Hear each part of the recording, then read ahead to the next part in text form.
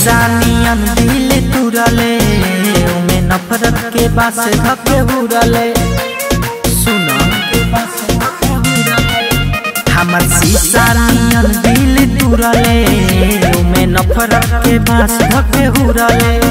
जाके दोसरा के साथ हमसे कइले बारे घाट अब वो करे संगे ते उड़र जो भाग भसड़ी जाके मर जो नहर में भाग भसड़ी जाके मर जो भाग भसड़ी जाके मर जो नहर में भाग भसड़ी जाके मर जो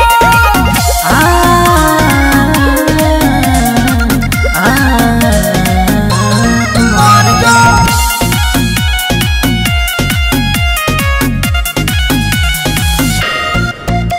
तोरा बिना दिलम फटल दिलवा सीलम ए दुनिया में मालिक के कमी न बा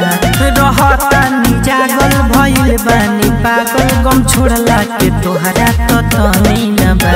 तोरा बिना दिलम फटल दिलवा सीलम ए दुनिया में मालिक के कमी न बा रहता नि जागल भइल बानी पागल गम छोड़ला के तोहरा तो तनी न बा तनी न बा हमारो के कहता दिलवा धोखा देले बारे ते तो सिलवा रोज पीही सिगरेट हम हो के पगलेट सुनबे बफारे दिल से निकल जो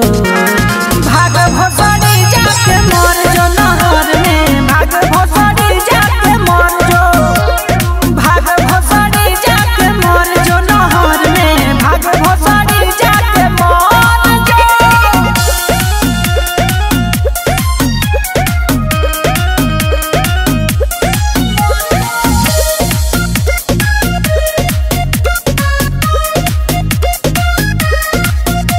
सारा गम भुला दम पाची के देखा दम चाहे दिल सीना से निकाले पड़ी खाइल तोर कसम रे रहे उ भरम रे करब नाही माफ तोरा पाप पड़ी सारा गम भुला दम आजी के देखा दम चाहे दिल सीना से निकाले पड़ी खाइल तोर कसम रे रहे उ भरम रे करब नाही माफ तोरा पाप पड़ी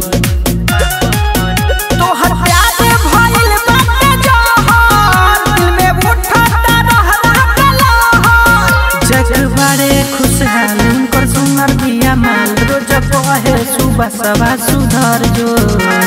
भाग भसड़ी जाके मर जो